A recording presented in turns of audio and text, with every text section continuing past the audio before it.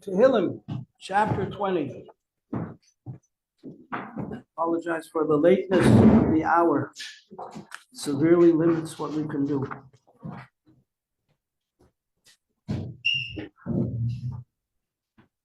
Mam Natseya Mizra David, Yamcha Adonai B'yem Tzara. Answer us on the day of our distress. Isagevcha Shem Elehei Yankev. Hashem should give us strength. Yishlach Ezracha Mikodesh from His holy place. Umitzion Yisadeka, and fortify us from Zion. Yizker Kol Min Chesecha. You should recall all your devotional offerings. Oy Lasecha, your burnt offerings, your Dashna Selah should be accepted graciously. Yiten Lechol Hilvavecha, you should grant all your heart's requests.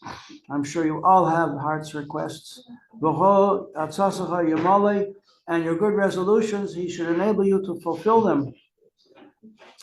Then we will rejoice in your salvation. Uvashem Eloheinu Nidgel will raise the banner of Hashem on high. Yamale Adonai Kol Mishalesecha, Hashem should fulfill all your requests. Adonai Hashem surely will save His anointed one. Yanehu Mishmei Kodesh, answering Him from His holy heavens. B'gevures Yesha Rimine, with might and strength from His right hand. They come with chariots and cavalry and all kinds of armored warfare equipment. We come with the name of God on our lips. They stumbled, they fell. We stood up. And we are stalwart and strong in holding our position. What is our position? We believe with all our heart and soul in the God of Abraham. One invisible, indivisible God, and we have entered our threefold contract with Him. We will be His people, and He will be our God. Adonai Hashia Melech Yalenu V'Yem Karenu. Hashem should deliver us on the day that we call. Tanya, Tzaddik Yesod Olam. The Tzaddik is the foundation of the world. The great Tzaddikim that we know of were Moshe Rabbeinu, of course, who took responsibility for the whole Jewish people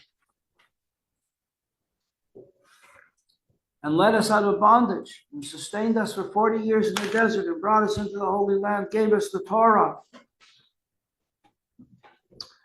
This question was asked yesterday.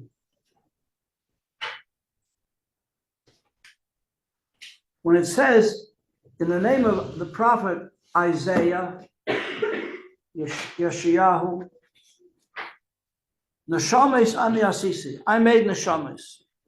And the Alter Rebbe goes on in the next line to say, Shehein, which these Neshames are the two Nefoshes, the two souls in every person, which is the good soul and the not such a good soul. The good soul is interested in God. It's a part of God, as we're going to see very soon. It is God. It's not different. It is God in every single Jew. That's the good soul, the Yetzer Tov. Ein Tov ela Torah. The word Tov means Torah. Anything that qualifies for the adjective that it's Tov, it's good, it's Torah. Ein Tov ela Torah. There is no good thing in the world that is not Torah. If it's good, it's Torah. If it's Torah, it's good. So the Nefesh, the Yetzer Tov is God. The Yetzer Hara is you. That's basically who you are. Selfish, self-centered, interested in yourself. If there's a choice, which way should you go? Usually, your inclination will be to take care of yourself. That's who you are. Where is the Yetzer Tov? The Yetzer Tov is in your heart. Where's the Yetzer Hara? In your blood. Where's your blood? Everywhere. In your toenails, in your feet, in your arms, in your fingers, everywhere. The Yetzer Hara lives in your blood. How do we know? It says in the Torah. Ki hadam, that's blood. Ki hadam hu hanefesh. That's your life. You lose a lot of blood. That's it. Skadal, Iskadash, Shmei Ramo. It's over. When a person's in danger, what do? They give him blood. They have special banks for from people of blood from people who are Torah observant. Not everybody wants just any blood just to stay alive. You don't know whose blood you're getting, what that blood is bringing with it in terms of character, inclinations. All right? So the question was asked yesterday, how do we know? When the Alter Rebbe says, the prophet says, Neshames Anyasi. See, the simple meaning is that Hashem creates a soul, a living soul for every being and everything. Trees have souls, flowers have souls. They've done tests on them to record electrical responses when you kill flowers in one room. The flowers in the next room, are they aware of it? And they say they are. They sense it. Animals have souls. Trees have souls. American Indians will tell us about that. Everything has a soul, but there are levels of souls. And the four general levels of life correspond to the four letters of the name of God. Basic life is inanimate, supposedly inanimate, but we know that there's tremendous energy. There's fire in a stone. Hit a stone with a flint, sparks come out. Where were those sparks? They're in the stone, but it takes a blow to bring them out. Also, explosions. Don't be shy. Every bomb is made up of inanimate mineral. I used to play a game when I was a kid, 21 questions. First question, is it animal, vegetable, or mineral? And then you ask your next question to see if you can guess what it is that the person has in mind. So these are the basic categories. Inanimate is also called in Hebrew silent, non-speaking, the silent world. Higher than that, higher level of life than that,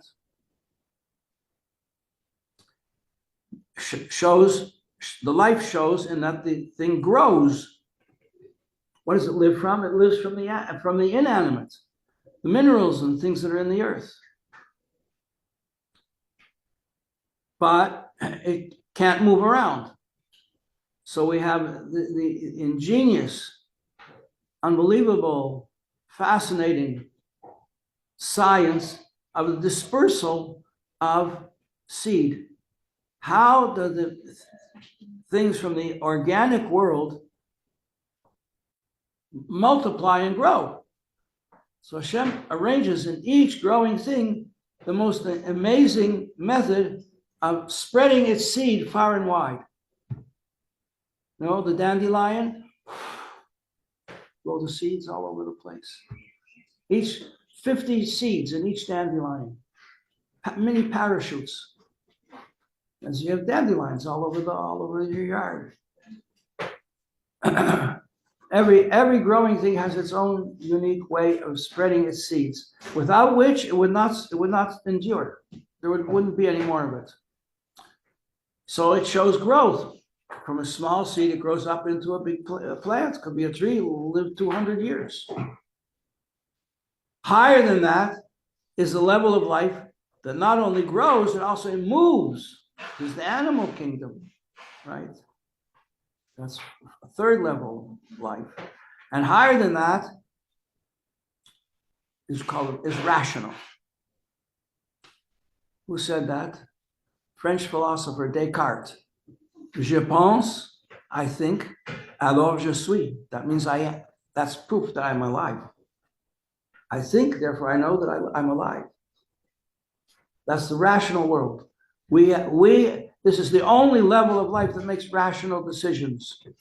Animals do not make rational decisions. They can reflect all kinds of good characteristics. Dogs are loyal. Cats are modest. Ants are industrious. Spiders weave webs. I can't do that.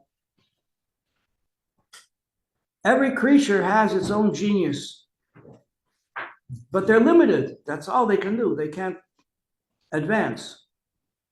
So we have 4 levels of life here, corresponding to the 4 letters of the name of God. And we have 4 names of God that we just learned in the Tanya, which is, actually there's 5 names, but the Tanya only deals with the lowest 3. Nefesh is the basic human life, vital life in everything. That's the nefesh. And then you have the ruach. The word ruach means a wind, and it means a spirit. So we have a spirit in a person. The spirit is in the heart more than the body. And that's the realm of feelings. And the neshama is in the brain. The place of the neshama is in the brain. That's where it resides. So obviously the neshama is the highest level, and it can control the feelings. You may feel that you really want something, and your brain says, this is not good for you. This is not good. Do not do this. Do not do this. It'll warn you, and you'll feel strongly inclined to, but I'm going to do it anyway. I must have it.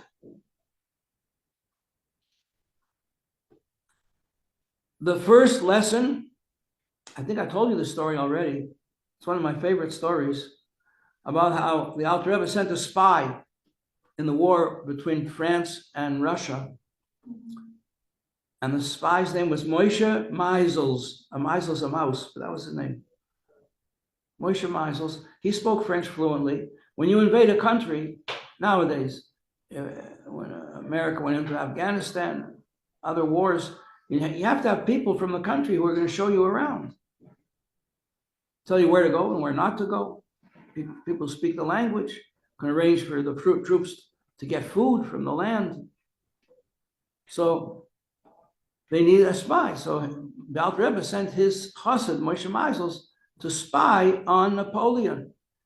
And Napoleon knew there was a spy because they would plan out an attack on the Russian army that would just knock them out cold. And they'd get there and the Russian army wasn't there anymore. How did they know to leave camp? Someone was getting them a message. And one time he was in a tent with his generals, looking at maps and so on. And Moshe Meisels was there in the tent doing his work, translating things. And Napoleon said, this is the spy. And he ran over to him and put his hand on his heart to see if his heart was going to skip a beat. And it didn't.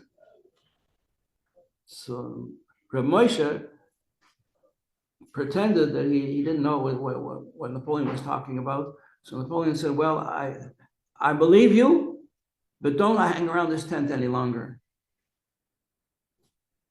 So they asked him afterwards, how did you control yourself that your heart did not skip a beat? He says, because that's the first lesson we learned from the Alter Rebbe, is your mind has to control your heart. Your mind is in your head, right? Your brains, they're over your heart. An animal, the mind and the heart are on the same level. We said this yesterday. And this is the rule number 1 of serving Hashem. That everything that we want to do has to come under the inspection of our mind, and we only do it if our mind approves.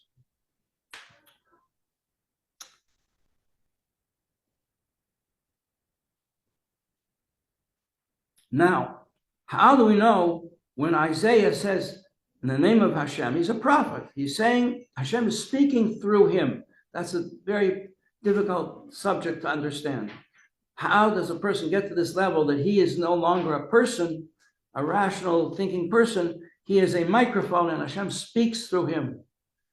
He completely steps like aside from who he is, and he just becomes a mouthpiece for Hashem's man. He says, I created neshamas. I created souls. Well, obviously, Isaiah did not create souls. So Hashem was talking. And so the question was asked yesterday, how do we know that this means the two souls, the good soul and the not good soul?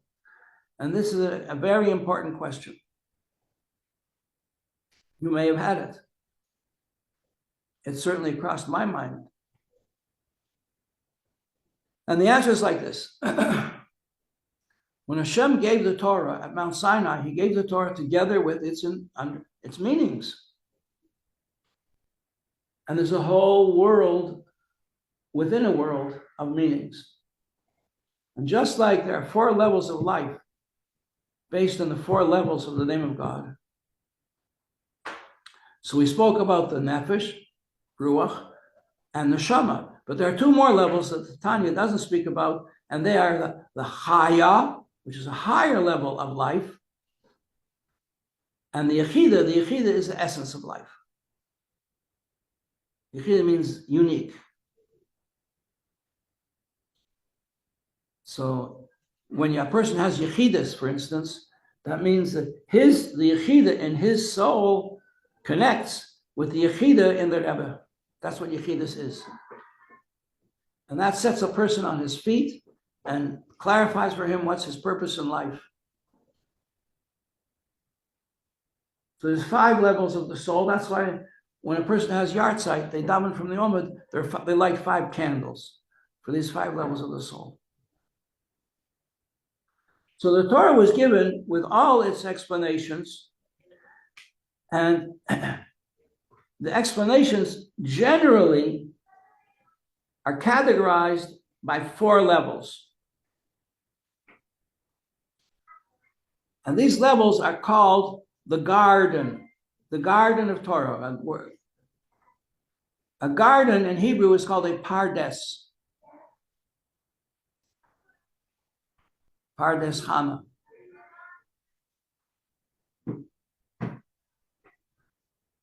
The word pardes is an anagram. I believe an anagram means you have a word that every letter stands for something. So pardes stands for 4 levels of the Torah. So the Torah wasn't just given on one level, it was given on all these levels simultaneously. And each person took from the revelation at Mount Sinai what he or she was capable of dealing with. Greater souls took more. And everybody who was there became a teacher. And the highest teachers became called the sages. And they passed the information down to us. So we have the word pardes. Means the orchard. This refers to the orchard of Torah. Torah is called an orchard.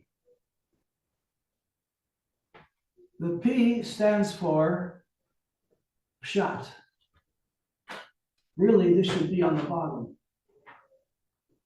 Pshat means the basic, simple meaning of the words. Basic meaning.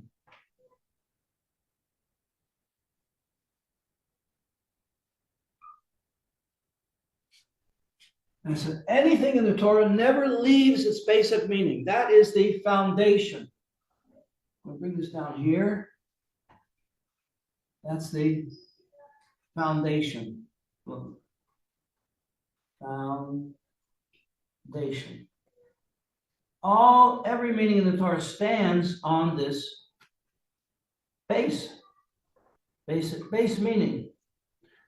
And an idea in Torah never leaves its base meaning, no matter how subtle or elusive the idea is. It always keeps its fundamental base meaning. So that when the Torah says that Hashem says in the Torah, Sarai, Avram, Sarai is your wife. She's not going to be Sarai anymore.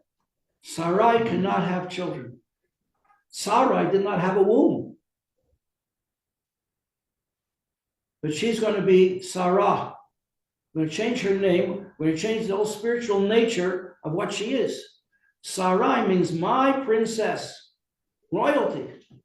Sarah means a ruler of the world, a source of blessing for all of life. So when the Torah says that, that's two different levels of meaning. The basic level of meaning is her name was Sarai, and Hashem changed it to Sarai, Sarah. But a deeper level of meaning is that Sarai could not have children, and Sarah could. And so at the age of 90, it says, we see in the Torah, it says that her youthfulness returned to her. She began to menstruate and to produce a possibility of having children. So that's the pshat. Now, the resh, okay, resh. The resh stands for remez. Remez is a hinted level of meaning.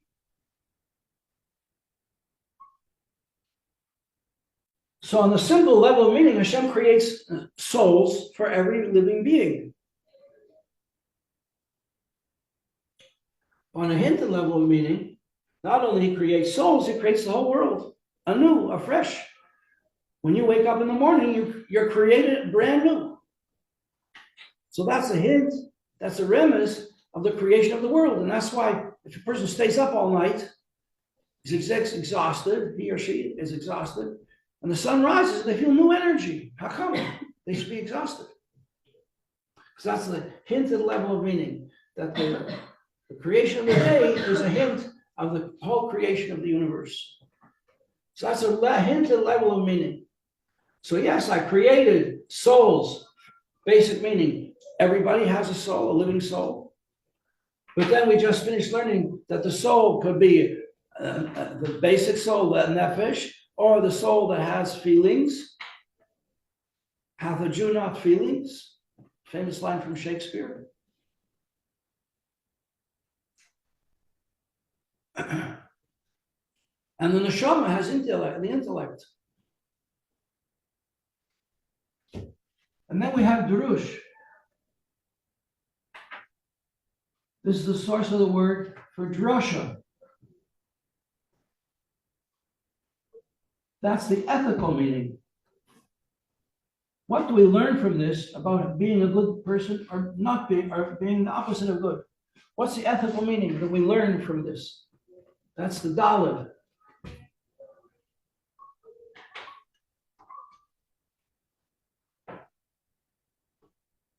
And then we have the Soid.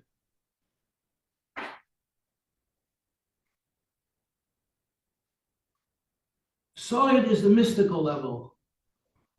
That's higher than nature. People who learn Soid are called mystics.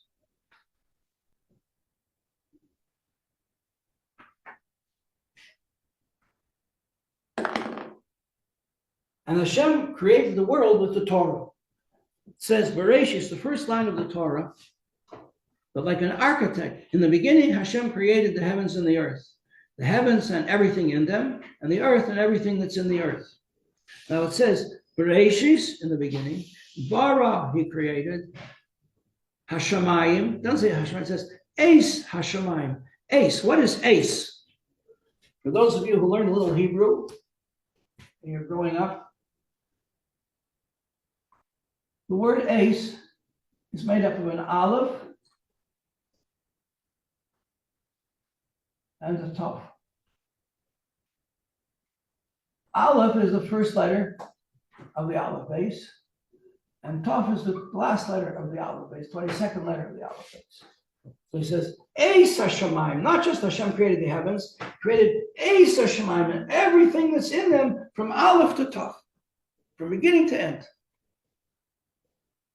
The Eis HaAretz, and he created the earth, the Eis and everything that's in it from Aleph to Tav. So that's not the simple meaning anymore, that's already the deeper meaning. One of these levels. Now, and then it says, in the level of Drush, it says, just like an architect creates a building, he makes a plan. And then he looks in the plan and he follows what's written in the plan. So Hashem, it says that Hashem created the heavens and the earth with a plan, like an architect.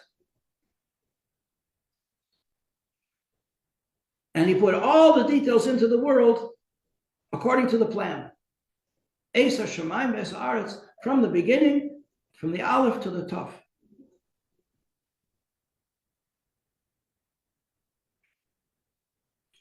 So since everything in the world is created, Hashem looked into the Torah and created the physical world according to what it says in the Torah. So therefore, if a person knows Torah thoroughly, he knows everything. I'm going to conclude now with a story about the famous Baba Sali, the leader of the Jews of Morocco, from Moroccan background, moved to Eretz Yisrael. So there was a person who disappeared, an Israeli guy in the army, disappeared. Nobody knew where he went, what happened to him. So since he had a Moroccan background, he went to the Baba Sali. What should I do? My son disappeared. He said, go to my son. He sent him to his son. He says, how can I find my son? I don't know what happened to him. This is a true story. I heard this from his grandson, from the Baba Sali's grandson. I heard this story. So his son, grandson of Baba Sali, concentrated, put his head, concentrated, thought. He says, you'll find him in London, in such and such an area, in such and such a street, and such an address. He was astonished. Baba Sali's son had never ventured to England, never been in England. How did he know? And they went to that address, and guess what they found? They found him. They said, how did you know? How did you know he was there? And he said, Hashem creates the world from the Torah. If you know the Torah, you know everything. You can know everything. So therefore, on this level of understanding, I was able to locate exactly where he is. I've never been there, but that's where he was. And similar stories like that, Kahena, are manifold, in which through knowing Torah, you know everything. But you have to know a lot of Torah. And you have to know which detail in the Torah is the detail that you're looking for. So for this, we need the guidance of our sages and our teachers. Like it says on the first page of the Tanya, that everything I'm giving to you, says the Alter Rebbe, is not original, but it's what I learned from my teachers and from holy books. And that's the answer to your question yesterday. How do we know that when Hashem says, I created neshamas, that it means yes, the living soul of every creation, but it also means that every single person has more than one soul, a godly soul and a selfish soul. How do we know that? Because that's all given at Mount Sinai together with the written Torah is the whole of the oral Torah, with all these explanations in it. How do you know that this explanation is true? Because it comes to you from a reliable teacher.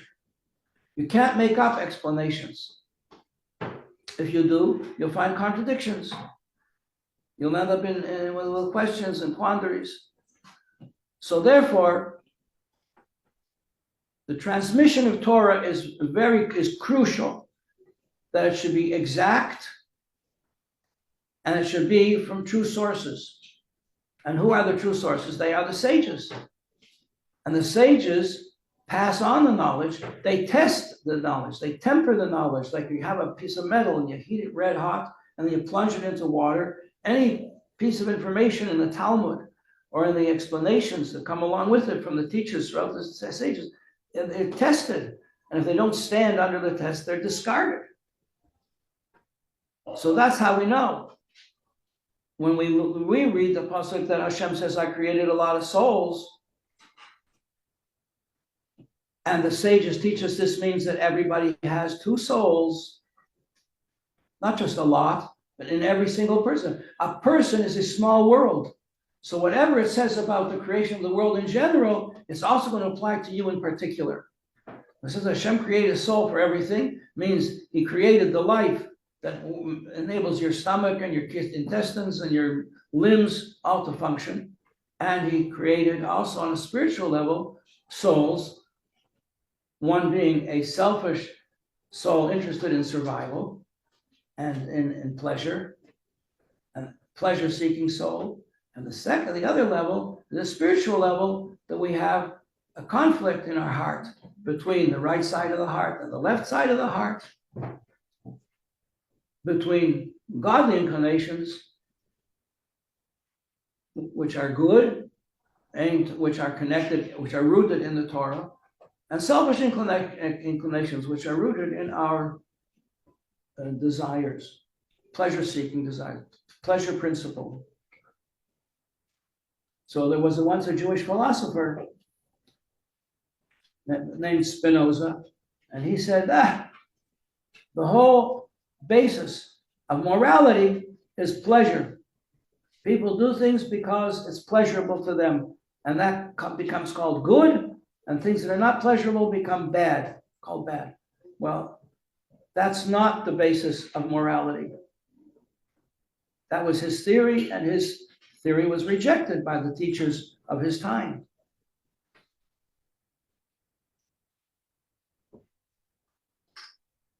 Because the basis of morality, the difference between good and bad, is what the Torah tells us is good, then we know it's good.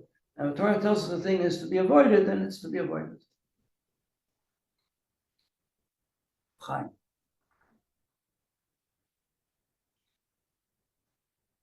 So that's a basic understanding that you have to get it into your heads strongly and firmly, that the Torah was given at Mount Sinai together with all its explanations. The written Torah is exact in every single letter, and the oral Torah is immense, huge, and constantly getting bigger. As new ideas are uncovered and discovered, like we're learning, if those of you are looking into the Tanya day by day, that you can have truths that are unknown in the world, like technological advances. Nothing new is in a computer, just the knowledge how to use it. Cell phones, all the advances of the technological revolution, they're nothing new. They're just revealed. So similarly, there are ideas in Torah that people didn't know, and through assiduous study and mental exploration, new ideas are discovered. And every person, every single one of you has the ability to discover new ideas in the Torah. Are they new? No, they're there from Mount Sinai, but they weren't known. And so you're revealing, it's like you're revealing buried treasure. You're finding buried treasure in the earth, in the Torah itself, as you reveal a new idea. But then it has to stand up. So critical examination, does it fit with everything else in the Torah? Or does it contradict things that are in the Torah? Okay. We took a whole class to discuss this because it was a very fundamental question that you asked yesterday. And so we explained the 4 different levels of understanding the Torah, which is called the Pardes, the orchard of the Torah, so that you'll know when you have a question, where do you get this knowledge from? It's from one of these levels of understanding. And no level of understanding ever leaves its simple, basic meaning. Any questions? Bring them tomorrow. Bezos Hashem.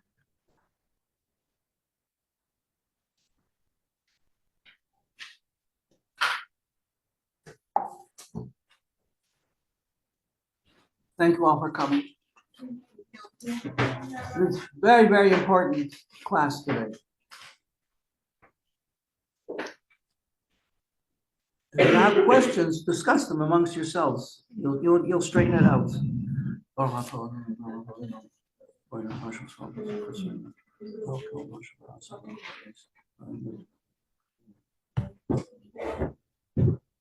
Thank you.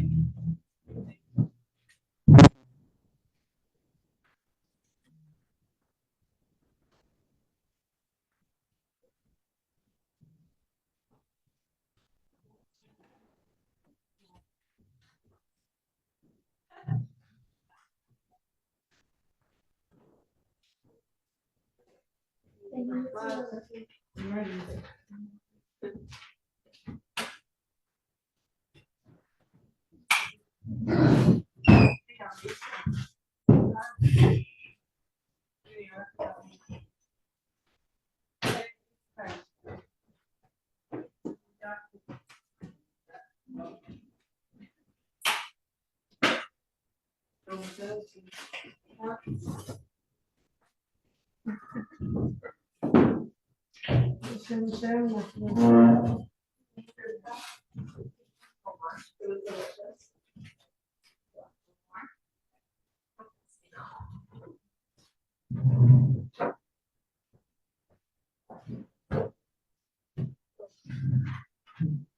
you get this?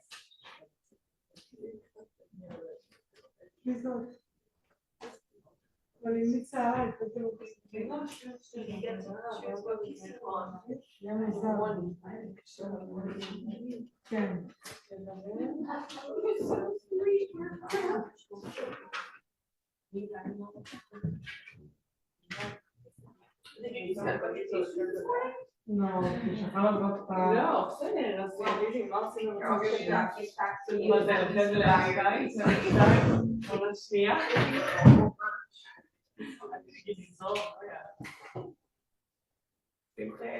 מוזר, לא? הכל מוזר. קודם כל בעזרת השם זה הטוב שלו. זה כל כל הטוב שלו. טוב. אבל אתה יודע, אסור לטלטל.